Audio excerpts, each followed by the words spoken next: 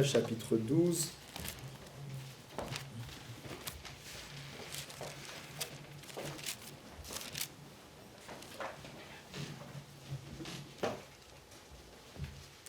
Et je vous transmets bien sûr les salutations de l'église Toulouse-Est. Nous lisons le verset 21, simplement une parole que le Seigneur a mis sur mon cœur pour cette matinée. Ne te laisse pas vaincre par le mal, mais surmonte le mal par le bien. Amen. Vous savez, quel que soit l'endroit où nous sommes, en tant qu'êtres humains, nous traversons tous des moments de souffrance. Et nous passons tous par des temps difficiles. Il n'y a que lorsque nous serons au ciel qu'il n'y aura plus de souffrance. Et le mal pourrait nous parler de la souffrance que nous pouvons vivre. Le mal nous frappe tous, nous connaissons tous la souffrance est inévitable, même si il y a certaines souffrances qu'on peut éviter, c'est sûr. Mais il y a des souffrances qu'on ne peut pas éviter. Et nous ne pouvons pas empêcher la souffrance de nous toucher, mais nous pouvons choisir la réaction que nous avons face à cette souffrance. Le titre de mon message, c'est « Quelle orientation a ta souffrance ?» Quelle orientation tu vas donner? Nous avons un Dieu merveilleux parce que nous avons un Dieu qui est capable de changer le mal en bien. Vous le voyez avec l'exemple de Joseph. Joseph est un homme qui a souffert, qui a été rejeté, qui a trahi, qui a vécu l'injustice. On en parlera vers la fin du message, et il va malgré tout s'attacher à Dieu. Et vous savez, quand vous vous attachez à Dieu, la souffrance n'empêche pas Dieu d'accomplir son plan. Et Joseph dira, vous avez médité de me faire du mal, mais Dieu l'a changé en bien. Et Dieu va restaurer Joseph, se servir de Joseph. Joseph est un de ceux qui pourrait nous dire, je ne me suis pas laissé vaincre par le mal, mais j'ai surmonté le mal par le bien. Et je voudrais être très clair sur cela, surmonter le mal par le bien, ce n'est pas l'histoire d'essayer de faire du bien, ce n'est pas dans de l'humanisme. Le bien commence toujours avec Dieu, commence toujours par la confiance en Dieu. Et il est certain que il y a peut-être au milieu de nous des souffrances. Ce matin, on est là, on se dit bonjour, on est tous heureux, mais il peut y avoir des souffrances.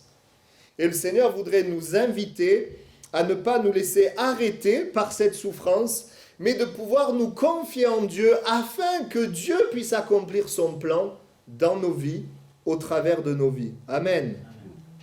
Alors j'aimerais vous dire ceci, si Dieu ne se laisse pas arrêter par la souffrance, pourquoi nous laisserions arrêter par la souffrance ?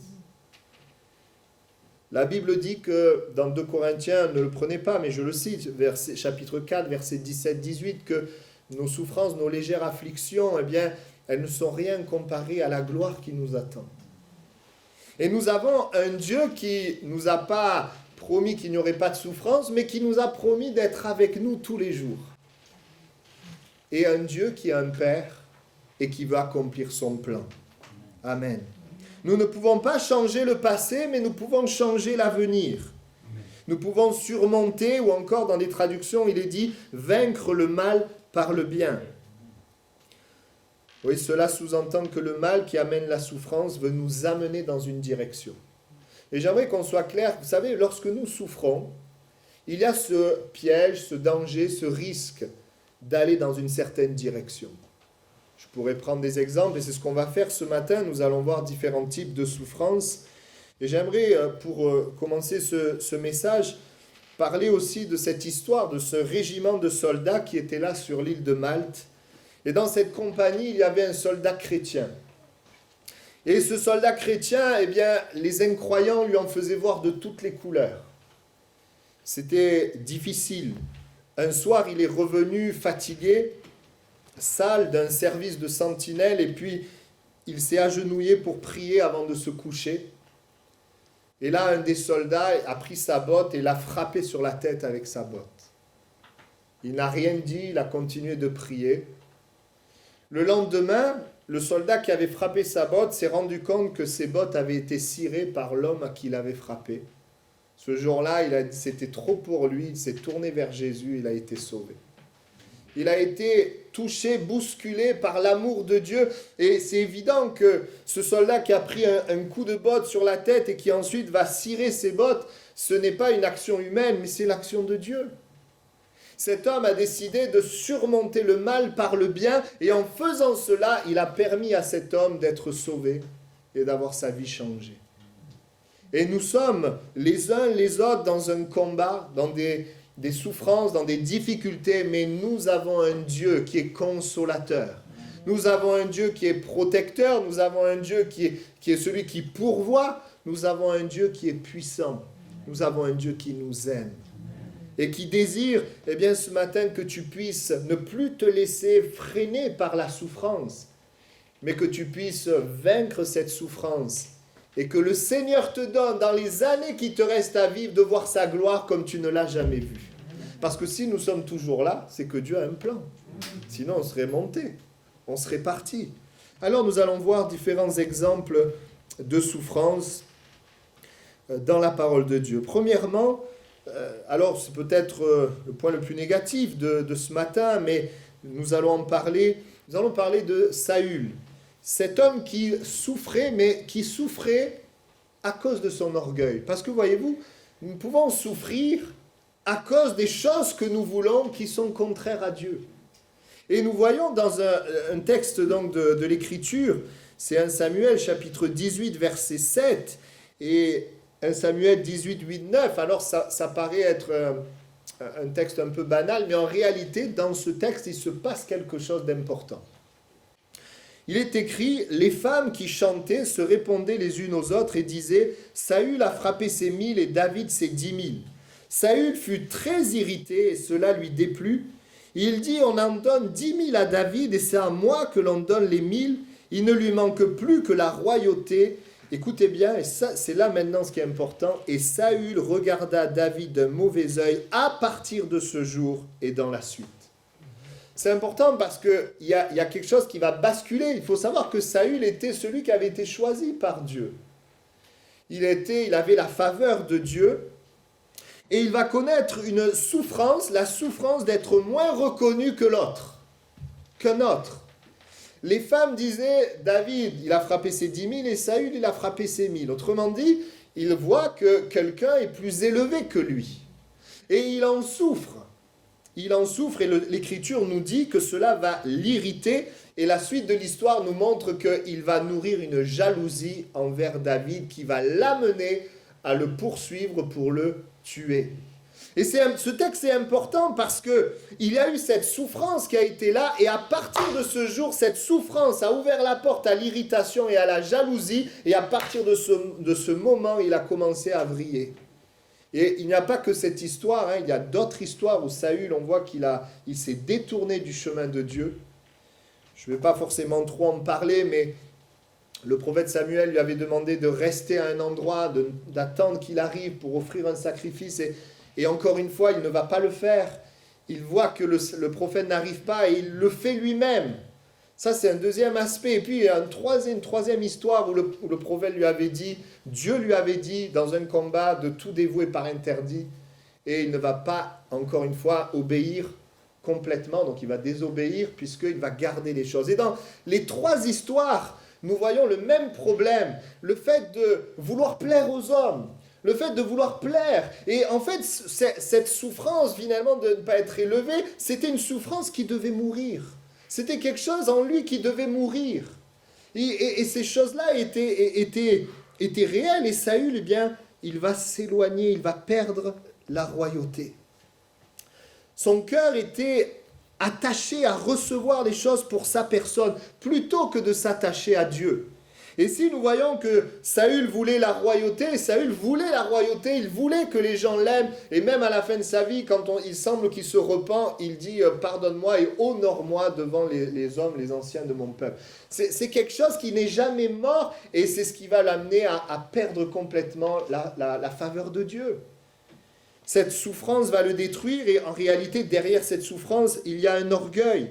L'orgueil, c'est l'opinion avantageuse qu'une personne a de sa propre valeur aux dépens de la considération due à autrui. Cette souffrance était liée à son orgueil. et cela va l'amener dans une mauvaise direction. Et je crois qu'au travers de ces choses, Dieu voulait changer des choses dans son cœur. Et oui, il y a parfois des souffrances qui sont là parce que Dieu veut changer quelque chose dans notre cœur. Vous savez, il y a un bonheur qu'on a, non pas du fait qu'on reçoit plein de choses, mais il y a un bonheur qu'on a du fait que certaines choses meurent. Parce que quand les choses meurent, c'est les choses de Dieu qui peuvent vivre. Et nous voyons dans ce texte que Saül voulait la royauté, il a perdu Dieu, tandis que David voulait Dieu et il a gagné la royauté. Et j'aimerais te dire, aujourd'hui, peut-être tu souffres, mais c'est important de savoir pourquoi je souffre. Est-ce que je souffre parce que je veux être élevé et que je ne le suis pas? Est-ce que je souffre parce que je veux avoir raison et qu'on ne m'écoute pas? Est-ce que je souffre à cause de l'orgueil, à cause du moi? Si c'est le cas, la solution n'est pas qu'on t'écoute, n'est pas qu'on te donne, c'est pas ça la solution. La solution, c'est la mort. Et lorsque, vous savez, Jésus meurt à la croix et ressuscite, nous savons qu'il le fait pour pardonner nos péchés. Mais la Bible dit aussi que quand il meurt à la croix, nous mourrons avec lui, afin de ressusciter et de vivre une nouvelle vie. Où ce n'est plus moi, le moi qui vit, mais c'est Christ qui vit en moi. Ce n'est plus ma volonté que je souhaite poursuivre, mais c'est la volonté de Christ. Et dans ce chemin-là, il y a un bonheur. Il y a un bonheur. Alors c'est peut-être un peu raide de ce que je suis en train de partager ce matin, mais c'est un point que je voulais partager avec vous. Vous savez, David, il a été aussi méprisé par les gens autour de lui. Il a été méprisé par son père qui ne croyait pas en lui. Il a été méprisé par son frère. Je ne rentre pas dans l'histoire. Mais ce qui est intéressant, c'est que David n'était pas attaché plus que ça au fait de vouloir être élevé. Et quand même son frère lui a parlé avec dureté, il n'a pas laissé son cœur s'irriter. Mais David était centré, concentré sur Dieu. Il se mettait à part et il échangeait avec Dieu. Son cœur était attaché à Dieu. Et il est toujours temps pour chacun d'entre nous, peut-être ce point peut parler à quelques personnes, il est toujours temps pour toi de t'attacher à Dieu et de ne pas laisser cette souffrance t'amener dans une mauvaise direction. Parce qu'il est écrit qu'il Saül regarda d'un mauvais œil David à partir de ce jour et dans la suite. À partir de ce jour, il a pris un chemin qui était comme parallèle, mais en réalité qui s'éloignait. À partir de ce jour. Et vous savez, Dieu nous aime trop pour nous laisser nous égarer. Et lorsque dans nos vies, et je crois que à cause de la chair, du fait qu'il y a des combats, quand dans nos vies nous prenons un mauvais chemin, Dieu dans son amour, il ne se retire pas, mais il nous parle d'une manière ou d'une autre. Il nous parle, mais ce n'est pas lui qui nous ramène, c'est nous qui décidons de revenir. Il nous parle pour nous ramener, il nous parle pour nous éclairer, il nous parle pour nous transformer, pour faire mourir ce qui doit mourir, afin qu'il y ait la vie de résurrection. Il n'y a pas de résurrection sans mort. Si nous voulons vivre la vie de Dieu et en même temps la vie de la chair, ça ne peut pas fonctionner. C'est pour ça qu'à la croix, nous sommes morts et nous sommes ressuscités. Je rappelle le sens du baptême, nous mourons à notre ancienne vie et nous ressuscitons à une nouvelle vie. L'ancienne vie, c'était le moi. La nouvelle vie, c'est lui. Amen. Peut-être tu es là, tu m'écoutes et après une certaine souffrance, tu as pris une mauvaise direction et tu agis à partir de cette souffrance. Tu agis, tes pensées, tes paroles sont liées à cette souffrance. Et donc cette souffrance t'amène à agir, à penser, à parler d'une manière qui fait que finalement, tu te retrouves seul. Qui fait que finalement, ça ne fonctionne pas, ça ne marche pas. Saül a laissé l'orgueil, l'approbation des hommes vivre en lui. Et lorsqu'il a laissé ces choses vivre en lui, cela a ouvert la porte à l'irritation, à la jalousie. Quand le moi vit, alors la jalousie peut vivre, l'irritation peut vivre. Mais Jésus est mort pour faire mourir cela. Jésus est mort pour faire mourir cela. Et quand nous sommes nés de nouveau, vivons une nouvelle vie, ce n'est plus moi qui vis, qui est au centre, mais c'est Christ. Le Seigneur, vous savez ce qu'il veut? Il veut nous libérer pour qu'on demeure dans sa paix, dans sa joie, dans son amour. Amen. Afin que nous vivions comme un ressuscité. Nous avons été ensevelis avec lui par le baptême en sa mort, afin que, comme Christ est ressuscité des morts par la gloire du Père, de même, nous aussi, nous marchions en nouveauté de vie. La Bible dit que maintenant nous vivons pour Dieu. Tu vis pour Dieu, tu ne vis plus pour cela. Le monde court après la réputation, l'amour de l'argent, après toutes ces choses. Mais nous, qui sommes des nouvelles créations, nous ne courons pas après ces choses. Vous savez, on peut être chrétien, aimer Dieu, servir Dieu et rechercher les mêmes choses que le monde, mais dans les choses de Dieu. Chercher à être élevé, chercher à gagner, chercher tout ça. Mais la parole de Dieu nous invite à chercher sa gloire, sa volonté, son règne. Que ça soit lui qui vive au travers de nous.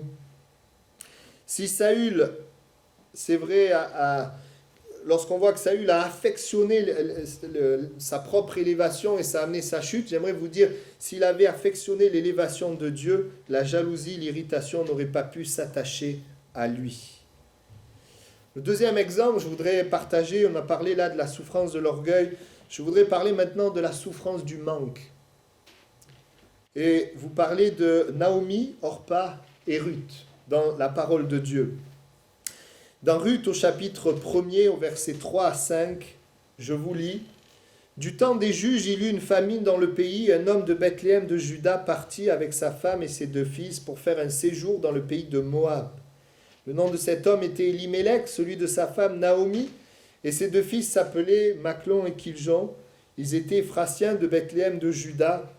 Arrivés au pays de Moab, ils y fixèrent leur demeure. Elimelech, mari de Naomi, mourut, et elle resta avec ses 2 fils. Ils prirent des femmes moabites, dont l'une se nommait Orpa, et l'autre Ruth. Et ils habitèrent là environ 10 ans. Machlon et Kiljon moururent aussi tous les 2, et Naomi resta privée de ses 2 fils et de son mari. Je m'arrête là. Nous voyons une famille qui est là au pays de Bethléem, et il y a évidemment une symbolique, une image, parce que ce soit Bethléem, quand on parle de Jérusalem, on parle, Bethléem c'est l'endroit où Jésus est né, Jérusalem c'est l'endroit où il y a la présence de Dieu. Ici on est donc dans ce pays de Bethléem où Dieu est là, et le pays de Moab, ça nous parle d'un pays idolâtre, un pays qui ne croit pas en Dieu, qui ne craint pas Dieu, qui pêche et qui fait des abominations. Et l'Écriture nous dit qu'il y a un temps de manque, il y a un temps de famine. Et dans ce temps de manque, cette famille qui est là décide d'aller faire un séjour à Moab. Vous savez, souvent, quand il y a la souffrance, quand nous commençons à manquer de quelque chose, il y a parfois la pensée d'aller faire un séjour ailleurs que là où Dieu est. Séjour dans le monde, un séjour un peu loin de Dieu. Parfois, les croyants, quand ça ne va pas, devraient venir à l'église, mais ils n'y vont pas. On se met devant un film, on reste dans son lit, on reste à pleurer, et il y a ces moments comme ça où il y a comme un manque. Alors bien sûr, attention, on va juste faire un séjour, après on va revenir. Et dans des moments de souffrance comme ça, ce sont des moments où nous pouvons prendre des décisions, mais bien sûr on se dit, t'inquiète pas, je vais revenir. C'est juste un séjour. Un séjour, ça veut dire que ça dure un temps. Mais l'Écriture nous dit, si vous avez été attentifs, ils pensaient faire un séjour, mais il y a ces quelques mots, ils y fixèrent leur demeure. Le séjour s'est transformé et ils sont restés à Moab, peut-être parce qu'il y avait plus à manger qu'à Bethléem. Et nous voyons que dans la souffrance du manque, eh bien, ils sont allés dans le pays idolâtre. Et ils y sont restés. Et qu'est-ce qui se passe? Vous savez ce qui se passe quand on s'éloigne comme ça? Eh bien, nous attend des souffrances plus grandes.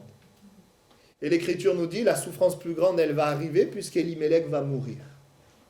Le mari va mourir. Alors, c'est sûr que c'est certainement Elimelech qui a amené sa famille là-bas. À l'époque, c'était les hommes qui conduisaient et Naomi a suivi. Mais voici qu'Elimelech meurt et une souffrance. Alors là, on n'est plus dans le manque de nourriture. Là, on est dans le manque d'une personne. On n'est plus du tout dans la même souffrance, beaucoup plus dure. Le deuil, la tristesse. Et là, c'est intéressant, cette fois c'est Naomi qui décide, c'est plus Elimelech, il n'est plus là. Qu'est-ce que Naomi va décider? Elle a encore une fois un choix à faire. Et à chaque fois que la souffrance est là, nous avons des choix à faire. Il y a eu la souffrance du manque de pain, ils ont fait le choix d'aller faire un séjour à Moab. Ils auraient pu faire le choix de rester à Bethléem et de crier à Dieu pour que Dieu les aide. Dieu n'est-il pas celui qui peut donner à manger dans les temps de famine? Nous le voyons avec Élie, qui était nourri par des corbeaux. Et nous voyons que cette fois-ci, qu'est-ce qu'elle va faire? Que va faire Naomi? Eh bien, l'Écriture nous dit que Naomi, eh bien, elle va habiter à l'endroit encore 10 ans. C'est ce que l'Écriture nous dit. Ça veut dire qu'elle reste au même endroit. Elle aurait pu rentrer après la mort de son mari, mais elle reste au même endroit. Ils habitèrent là environ 10 ans. Entre-temps, donc elle resta avec ses 2 fils et ils prirent des femmes moabites. Entre-temps, ils ont pris des femmes moabites et ils habitèrent là environ 10 ans. Elle choisit de rester à Moab. Et peut-être que tu es là, tu as souffert et puis tu es resté loin de Dieu. Et qu'est-ce qui se passe? Il y a encore une 3e souffrance. Elle perd ses 2 fils. Vous voyez qu'à Moab, il n'y a pas eu grand-chose de positif. Elle perd ses 2 fils. Elle resta privée de ses 2 fils. Et qu'est-ce qui se passe? Eh bien, alors qu'elle reste privée de ses 2 fils, merci Seigneur, elle va quand même, à ce moment-là, retourner à Bethléem. Mais vous savez ce que l'Écriture nous dit? L'Écriture nous dit qu'au travers de tout cela, tout ce qu'elle a vécu, elle va laisser dans son cœur quelque chose s'installer qui s'appelle l'amertume. Et elle va dire, ne m'appelez plus Naomi, qui veut dire gracieuse, mais appelez-moi Mara, qui veut dire amère. Car Dieu m'a rendu amère. Mais si on regarde bien, ce n'est pas Dieu qui l'a rendue amère. C'est les choix qu'elle a faits.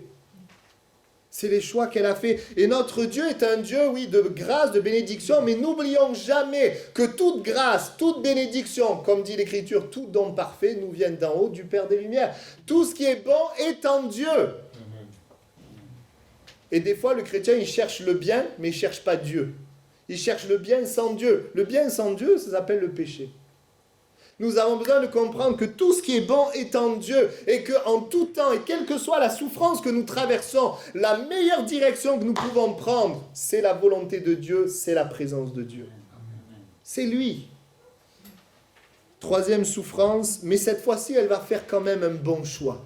Et c'est merveilleux parce que quand elle va faire le choix de retourner, je n'aurai pas le temps de lire tous les textes, mais quand elle va faire le choix de retourner, alors il y a des choses qui vont commencer à se mettre en place pour sa restauration. Et ça, c'est important. Parce que Dieu va se servir, on va en parler dans quelques instants, va se servir de Ruth pour restaurer Naomi. Dieu va la bénir. La Bible parle de la consolation, elle va être consolée. Mais toute cette grâce, toute cette bénédiction est venue quand après la souffrance, elle a choisi de revenir à Bethléem. Et je voudrais vous dire ce matin, le cœur de Dieu bat pour que nous soyons bénis. Mais il y a une réalité, il y a un choix que nous devons faire. Dans des moments de souffrance, de nous attacher à lui, à sa volonté. De lui faire confiance. Il y a toutes sortes de pensées qui viennent. Il y a parfois des incompréhensions. C'est pour ça que la vie chrétienne, c'est une vie par la foi. Nous ne comprenons pas toujours tout. Moi, je sais une chose, Dieu est bon dans ma vie, Dieu est présent dans ma vie, mais Dieu ne fait rarement comme je pense. J'ai dû accepter cela. Mais quand il y a du temps qui passe et qu'on s'accroche à lui, eh bien, on comprend certaines choses et on voit que Dieu fait mieux que ce que nous pensons. Mais pour cela, il nous faut parfois cheminer avec lui et rester dans sa main. Des fois, on voudrait que Dieu fasse les choses, mais on ne met pas les choses dans ses mains. Le Seigneur désire nous bénir, nous aider, nous conduire. Alors, je voudrais aussi m'arrêter sur, là, on a parlé de Naomi, m'arrêter sur Ruth et Orpa, parce que pour elles aussi, même si c'était des étrangères, elles vont perdre leur mari. Elles vont perdre leur mari, elles vont donc connaître la souffrance. Elles ne sont pas comme Naomi qui connaissait, je dirais, la présence de Dieu, si je pourrais même m'exprimer ainsi. Ce sont des étrangères. Mais toutes les deux connaissent la même souffrance, elles perdent leur mari, mais elles vont faire un choix différent. Orpa va choisir de rester à Moab, Ruth va choisir d'aller dans ce pays qu'elle ne connaît pas, et l'Écriture nous dit, ce n'est pas le fait d'aller vers le pays qui est important, mais elle va surtout choisir de s'attacher à Dieu. Ce Dieu qu'elle ne connaît pas, elle dira, vous connaissez cette parole à Naomi, ton Dieu sera mon Dieu. Et alors c'est intéressant parce qu'après cette souffrance, savez, pourquoi Orpa, elle reste en fait à Moab? C'est quelque chose de très légitime. Elle veut se remarier. Elle veut trouver un mari. C'est d'ailleurs ce que Naomi va lui dire. Ne viens pas avec moi parce que je ne pourrai pas, te donner un mari, etc. Donc, qu'est-ce qu'elle fait? Elle reste dans son pays pour trouver un mari. Et puis, l'histoire s'arrête là. Et vous savez, certainement, elle a trouvé un mari. Mais on est à Moab, un pays idolâtre, loin de Dieu. Quelle a été sa vie? Je peux vous assurer que ça n'a pas dû être si bien que cela. Ruth, elle suit Dieu avec cette pensée que finalement, elle ne pourra pas se remarier. Quelque part, il y a cette souffrance qui est là, et malgré la souffrance, elle s'attache à Dieu. Elle cherche à connaître ce Dieu qu'elle ne connaît pas. Et si vous regardez l'Écriture, vous voyez la main de Dieu qui est là. Dieu va la conduire dans le bon champ, avec le bon propriétaire, avec un homme qui est un peu le reflet de Jésus, qui est un homme bon. Et si vous voyez l'histoire, eh bien Dieu va permettre qu'elle puisse se marier avec cet homme. Dieu va bénir vraiment Ruth. Ruth va être un instrument de consolation. Elle va enfanter un enfant qui est dans la lignée de Jésus. Il va y avoir la grâce de Dieu. Mais ce qui est intéressant, c'est que la grâce, la bénédiction de Dieu, elle vient lorsque tu choisis, malgré la souffrance, de t'orienter vers Dieu. Et c'est ce que Dieu a mis sur mon cœur de vous dire ce matin. Je me rappelle en 2004, je me suis converti en 2003. Et quand je me suis converti, je souffrais sur tous les plans de ma vie. Sentimental, physique, au niveau du travail, des études. Rien ne marchait. Et je venais de me tourner vers Dieu et rien ne marchait. La seule chose que j'avais, je me rappelle, j'étais sur mon lit, j'ouvrais ma Bible et Dieu était là. Je pleurais et Dieu était là. Et je me souviens avoir dit à Dieu, écoute, même si ça ne marche pas, je crois que tu es la vérité, je veux t'aimer et te suivre. Et dans ces moments, Dieu m'a parlé, Dieu m'a donné de la force. Et ça a duré un certain temps et petit à petit, Dieu a béni les aspects de ma vie. Mais je dis heureusement que dans cette année, je n'ai pas laissé le Seigneur. Vous savez, il y a une parole qui a été donnée, qu'on a la parole, la bonne semence, et il y a l'ivraie. L'ivraie peut être le péché, mais l'ivraie peut être la souffrance aussi. Qui finalement nous fait perdre de vue ce que Dieu a pour nous. Finalement, qui nous fait perdre de vue sa présence. Mais j'aimerais que vous vous souveniez, aucune souffrance n'empêche Dieu de manifester sa gloire. Il est le parfait consolateur, parfait restaurateur. Il restaure, il console, il pourvoit, il bénit, il conduit. Amen. La Bible dit, vous savez pourquoi? Parce qu'à la croix du Calvaire, Jésus, en mourant, il s'est fait pauvre afin de nous enrichir. Et ça, ce n'est pas au niveau de l'argent que je parle. Même s'il y a une dimension, c'est sûr, de bénédiction, mais ça nous parle dans toutes les dimensions. Afin de nous enrichir, d'abord du salut, de la vie éternelle, notre âme, même notre corps, afin que nous soyons en bonne santé pour le servir. C'est fait pauvre afin de nous enrichir. Troisièmement, là je vois le temps qui passe. Troisièmement, j'aimerais vous parler de la souffrance de nos propres chutes. La souffrance de nos propres chutes, et je voudrais parler d'un homme qu'on connaît bien, on entend souvent parler de lui, c'est Pierre. Cet homme qui a affirmé être prêt à aller jusqu'à la mort pour Jésus. Et cet homme va connaître une souffrance terrible, celle de renier le Seigneur. C'est terrible quand tu souffres de ne pas avoir fait ce que tu devais faire, d'avoir chuté, d'avoir péché. Surtout qu'il avait dit ça devant tout le monde, et il est celui qui est tombé plus bas que les autres. Imaginez ce qui se passe à l'intérieur de lui, culpabilité. L'Écriture nous dit qu'il pleura amèrement, donc amertume, tristesse. La souffrance d'avoir trahi Jésus, souffrance aussi certainement, la honte devant ses compagnons. Et à ce moment-là, écoutez bien, dans cette souffrance, il aurait pu prendre un autre chemin. Il aurait pu prendre le chemin de la culpabilité, le chemin de la tristesse, le chemin du découragement ou même le chemin du suicide, chemin que Judas a pris. Et dans des moments de souffrance, vous savez, le diable, il veut à ce moment-là nous nous amener dans une direction. Vous savez, lorsqu'on vous fait du mal, le diable dit maintenant je vais t'amener dans la direction de l'amertume, la rancune, la colère, la haine, afin que tu ne sortes jamais de cette prison. Mais notre Dieu qui est vivant et qui nous aime, qui est un Père de grâce, par son esprit vient nous dire, n'oublie pas, tu étais impardonnable, mais je t'ai pardonné, afin que par la grâce de Dieu, tu acceptes de pardonner et que moi, je te donne la puissance de le faire. Et c'est important pour nous, dans ce texte, de voir que même nos chutes n'empêchent pas Dieu d'accomplir son plan, si ça reste des chutes et non plus une pratique. Si ce n'est pas une pratique, mais une chute. Et nous voyons Jésus tellement présent dans ces moments-là. Parce qu'avant même la chute de Pierre, Jésus avait déjà donné des paroles pour l'aider. Il donne l'aide alors qu'il ne voit pas encore qu'il en a besoin.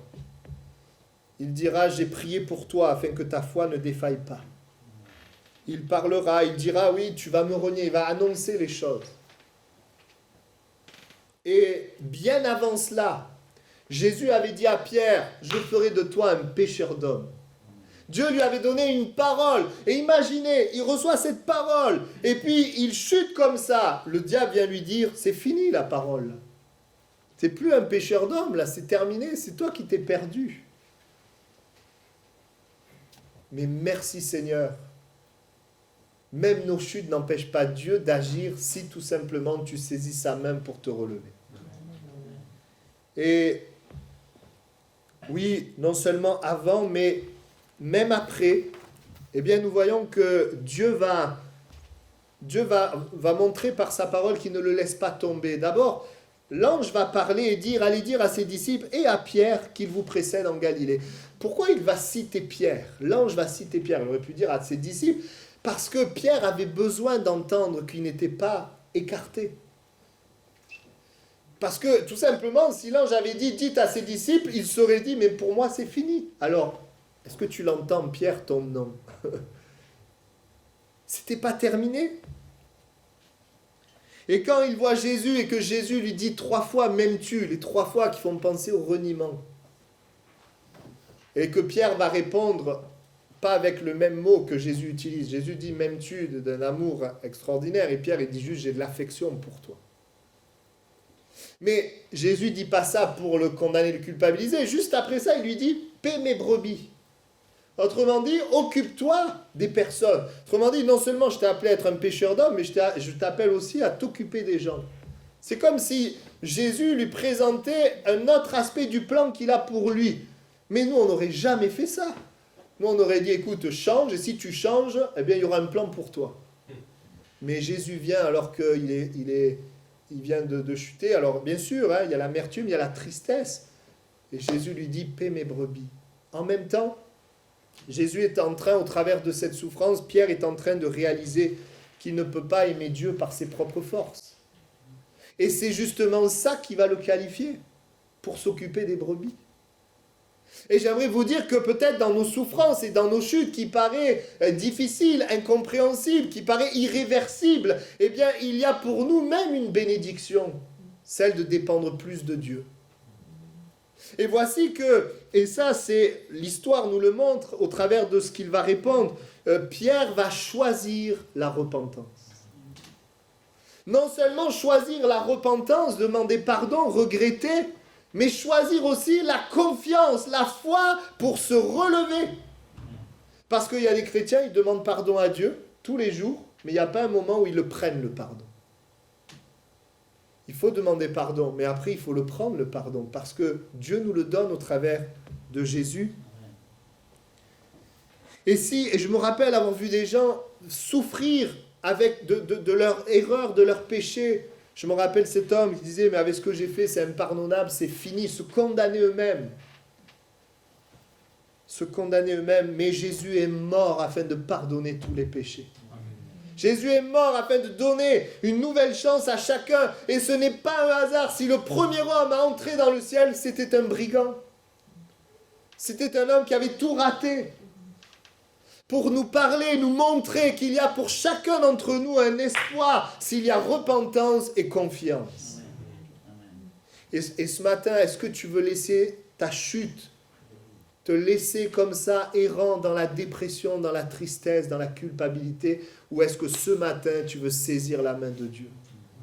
Te repentir pour dépendre plus de Dieu et placer ta confiance en lui pour que Dieu t'utilise. Et c'est la grâce de Dieu, parce que juste après ça, Pierre va rentrer dans cet appel de pêcheur d'hommes. Il va être le prédicateur de la première pêche miraculeuse. 3000 âmes vont se tourner vers Dieu. Il est guéri dans son cœur. Il est guéri, mais je pense qu'il y avait toujours une marque, celle de réaliser qu'il ne pouvait pas servir Dieu par lui-même. Celle de dépendre de Dieu.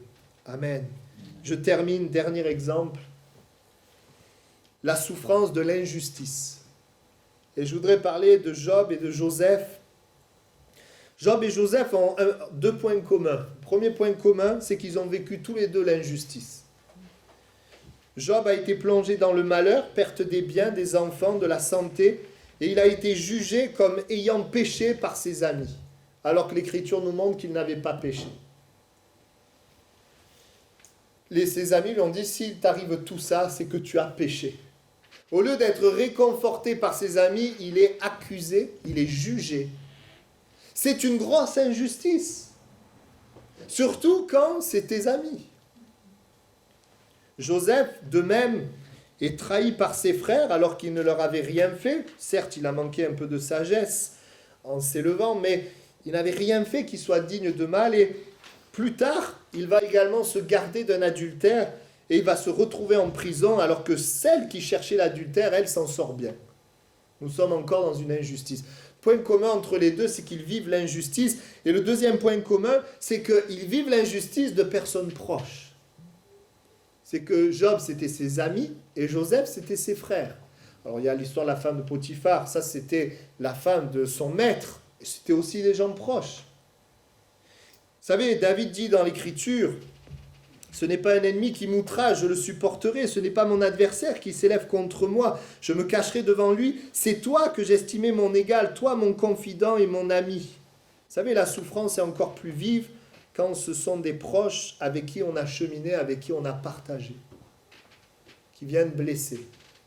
Personne ne peut nous blesser, mais nous pouvons blesser aussi les autres. Et quel choix vont faire Job et Joseph? Ils auraient pu se laisser arrêter par cette souffrance, et la souffrance aurait pu les orienter dans la haine, dans la vengeance, dans l'amertume. Ça aurait pu vraiment les faire dévier du plan que Dieu avait pour eux, mais tous les deux ne vont pas laisser la souffrance déterminer leur avenir. Et je prends donc juste deux exemples. D'abord, et c'est intéressant de voir ça, Dieu va rétablir Job, il va le rétablir, il va lui donner le double de ce qu'il avait. Et ça, c'est le cœur de Dieu qui veut nous rétablir. Mais ce qui est intéressant, c'est qu'il est écrit que Dieu l'a rétabli quand Job eut prié pour ses amis. Autrement dit, le rétablissement, la bénédiction de Dieu était lié au choix de Job de pardonner et de prier pour ses amis. C'est quand il a prié. Moi, je pense qu'il ne devait pas forcément avoir envie de prier pour eux. Mais quand il va prier, Dieu va rétablir. Et il y a des choses dans nos vies, il y a des portes qui s'ouvrent quand nous faisons ce que le Seigneur nous demande par la foi. Il va prier. C'est Dieu, et Dieu va lui faire justice. Vous savez, la justice, c'est Dieu qui l'a fait si tu ne fais pas ta propre justice. Et Dieu va rétablir. Et puis, pour Joseph, j'aurais pu parler du même aspect, puisqu'il va être en position d'autorité, il aurait pu se venger, mais il va aussi pardonner ses frères. Mais je voudrais attirer votre attention sur un point aussi de Joseph, avant qu'il soit élevé comme ça, lorsqu'il était dans cette situation d'injustice par rapport à la femme de Potiphar, lorsqu'il était en prison. La souffrance de l'injustice aurait pu l'amener dans des plaintes, dans l'amertume, dans la méchanceté, et à se centrer sur lui-même. Et je méditais cela, et je voyais cela, à un moment donné, il est écrit que dans la prison, il va y avoir le panetier et les chansons du pharaon qui vont entrer. Et il y a quelque chose qui m'a frappé, c'est dans Genèse 40, versets 6 et 7, il est dit, « Joseph étant venu le matin vers eux, les regarda, et voici, ils étaient tristes. » Alors il questionna les officiers de Pharaon qui étaient avec lui dans la prison de son maître. Il leur dit, pourquoi avez-vous mauvais visage aujourd'hui? Autrement dit, Joseph s'intéresse aux autres, il voit la tristesse de ceux qui sont autour de lui, alors que c'est lui qui devrait être triste pour lui-même. Il ne reste pas fixé sur lui, mais il regarde aux autres. Et j'aimerais te dire, Dieu voudrait t'amener à ne pas rester fixé sur toi, mais à regarder autour de toi. Il y a des hommes et des femmes qui souffrent. Et ce que je trouve prodigieux, c'est que c'est ça qui va le faire sortir. C'est que le fait qu'il regarde aux autres, qu'il s'intéresse aux autres et qu'il aide ces personnes, enfin, une des deux, parce que l'autre va être condamné, le fait qu'il aide, c'est cette personne même qui va le faire sortir de prison par la suite. Alors il va y avoir encore quelques souffrances, parce que l'Écriture dit qu'il va l'oublier pendant 2 ans, mais après il va se rappeler, il va le faire revenir. Autrement dit, voyez-vous, si Joseph était resté dans les plaintes, dans l'amertume, il n'aurait pas aidé. Et moi je crois qu'il serait resté bien plus longtemps. Et nous avons un Dieu puissant, un Dieu grand, qui change le mal en bien. Et ce matin, le Seigneur voudrait te dire, ne laisse pas la souffrance t'amener dans une direction contraire à Dieu. Mais décide ce matin de lui faire confiance. Et d'agir selon sa parole. Amen. Nous allons prier, mais avant de prier, je voudrais rappeler l'exemple de Jésus lui-même. C'est intéressant de voir que quand Jésus est mort, et quand il est ressuscité, il n'est pas allé voir tous ceux qui lui avaient fait du mal, tous ceux qui l'avaient méprisé, Caïphe, Pilate, Anne, les gens qui ont dit crucifie-le, les gens qui ont dit si tu es fils de Dieu, descends de la croix. Il aurait pu aller et dire hey, je suis là. Mais il n'a pas fait ça. Il n'est pas allé pour une propre justice, pour montrer quelque chose. Jésus, vous savez ce qu'il a fait? Il s'est concentré sur son Père et le plan de son Père. Et il s'est concentré sur quoi? Il est mort pour que le salut soit accordé à l'humanité. Et il s'est concentré sur ses disciples pour les préparer à la continuité de l'œuvre. Pour les enseigner sur le royaume de Dieu pendant plusieurs jours, pour monter au ciel et que les disciples continuent. Et vous savez, l'exemple de Jésus nous montre la vision qu'on doit avoir. Ne regarde pas à ta souffrance, mais regarde à Dieu, regarde à son plan et avance selon son plan. Et Dieu s'occupera de toi. Et Dieu s'occupera de toi.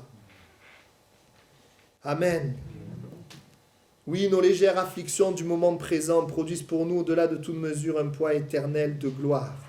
Parce que nous regardons non point aux choses visibles, mais à celles qui sont invisibles. Les choses visibles sont passagères et les invisibles sont éternelles. J'aimerais qu'on puisse incliner nos têtes quelques instants.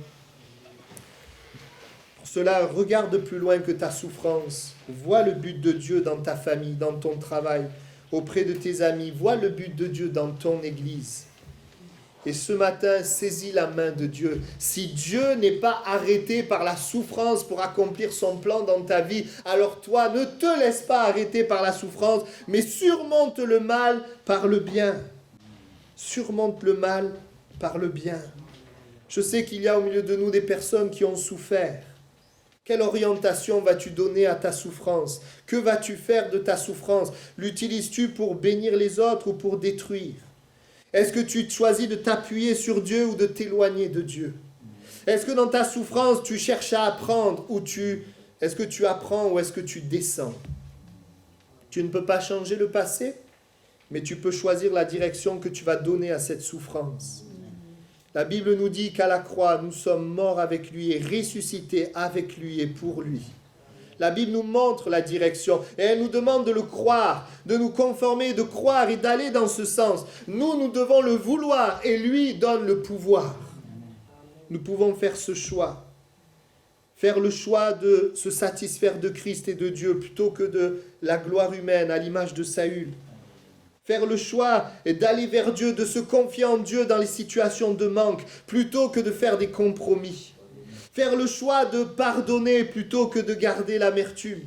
Faire le choix d'aimer et de servir mon prochain, plutôt que de regarder à moi, de me plaindre et de gémir. Faire le choix de croire dans son pardon et dans son amour lorsque les chutes et la culpabilité et la condamnation viennent frapper à la porte de mon cœur. Faire le choix de poursuivre le but de Dieu plutôt que mon propre but. Et j'aimerais, avant de prier, vous dire ceci. Peut-être certains, vous attendez que des portes s'ouvrent, mais il y a des portes qui s'ouvrent lorsque tu décides de surmonter le mal par le bien. Il y a des portes qui se ferment quand tu laisses ta souffrance diriger ta vie.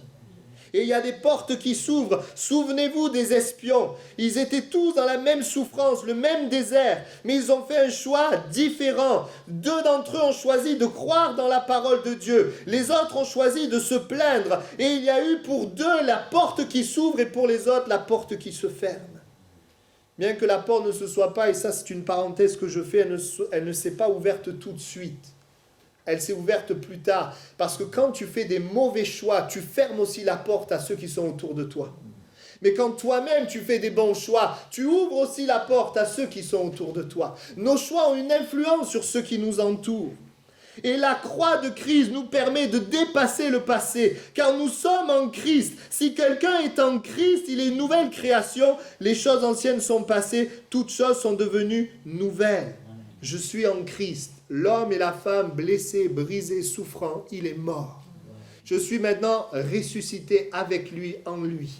J'ai son esprit en lui, sa force en lui. Et même si peut-être je suis faible, eh bien en lui, je suis fort. Prions le Seigneur maintenant. Nous te louons, Seigneur, parce que ta parole est puissante et vivante. Merci pour ce peuple de Condon. Je te demande, Seigneur, de le bénir. Qu'il reçoive dans son cœur cette parole, que même la souffrance ne t'empêche pas d'agir. Seigneur, ce sont nos choix qui amènent une certaine direction. Aussi, viens aider à discerner, Seigneur, les pensées qui sont de l'ennemi et des pensées qui sont de Dieu. Merci parce que par ta parole, tu veux séparer, Seigneur, les pensées de la chair des pensées de l'esprit. Je te prie pour mes bien-aimés peut-être qui souffrent, particulièrement ceux qui ont laissé la souffrance les orienter dans une direction. Je te demande ce matin, Seigneur, de les aider à prendre cette décision par la foi et qu'ils puissent voir, Seigneur, ta bonté, ta fidélité. Toi, le Dieu riche en bonté, tu renouvelles tes bontés chaque matin. Mais viens, Seigneur, par ta grâce, renouveler les pensées, renouvelle nos pensées, que ce soit ta parole qui anime nos pensées et non l'ivraie que le diable a semé. Étends ta main, s'il te plaît, bénis. Et ce matin, je voudrais faire un appel. Il y a vraiment un enjeu. La décision que tu vas prendre ce matin va amener vraiment des portes à s'ouvrir ou à se fermer. Et le Seigneur voudrait t'amener à une position de foi. Dans ta souffrance, de décider que ce n'est pas ta souffrance qui va décider de tes paroles, de tes pensées, de tes actes, mais ça va être la parole de Dieu. Et si ce matin, tu ne veux pas laisser la souffrance orienter ta vie dans une mauvaise direction, mais que tu veux orienter ta vie selon la vérité de l'Évangile et ce que tu es en lui, je te demanderai de lever la main, je voudrais prier pour toi. Oui, Dieu vous voit, Dieu te voit, Dieu vous voit. Dieu te voit, vous pouvez baisser la main. Je vais prier, mais voici ce qui est important pour vous. Quand le Seigneur nous éclaire, il nous rend après responsables d'accepter les pensées ou de les refuser. Le diable vient sans arrêt pour amener toutes sortes de pensées. Et j'ai souvent vu ça avec le pardon. Quand quelqu'un pardonne, le diable essaye toujours de ramener dans l'offense. Le diable ramène les pensées de l'offense. Mais tu peux lui dire non. Tu peux, alors que la pensée vient, ne pas l'alimenter. Tu peux lui dire non, j'ai choisi de pardonner, j'ai choisi d'aimer. Et Dieu qui est mon Père, il me donne la force.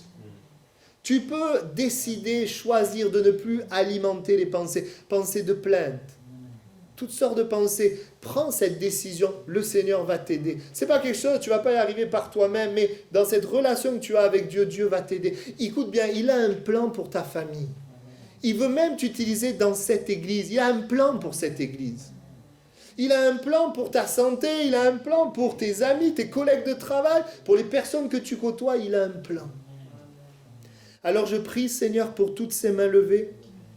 Tu leur donnes de croire qu'ils sont morts et ressuscités. Et je veux proclamer que la souffrance qu'ils ont vécue, tu vas la changer en bien. Tu vas te glorifier parce que dans la souffrance, ils décident de te faire confiance. Merci pour l'exemple de Jésus, qui malgré la souffrance a été un instrument pour le plan de Dieu. Nous te louons et nous te bénissons parce qu'un jour dans le ciel, nous serons heureux d'avoir fait ce choix, de ne pas nous laisser arrêter par la souffrance. À toi toute la gloire, Seigneur. Amen. Amen. Soyez bénis.